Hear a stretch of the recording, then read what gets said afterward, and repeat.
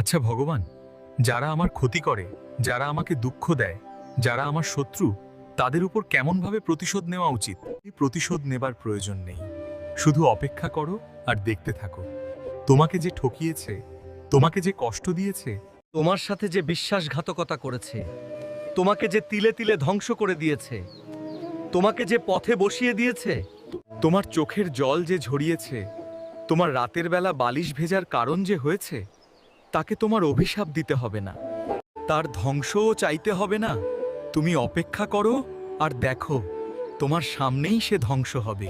তুমি তো কান্না করেছো গোপনে, আর সে মানুষের সামনে কান্না করতে করতে নিজেকে শেষ করে দেবে। তারপরেও মাসুল দিতে পারবে না অপরাধের। কাউকে কষ্ট দিয়ে, কাউকে ঠকিয়ে কেউ কোনোদিনও ভালো থাকতে পারেনি, কোনোদিনও ভালো থাকতে পারবেও না। আপনি আমার রাগকে শান্ত করলেন ভগবান, আপনাকে প্রণাম।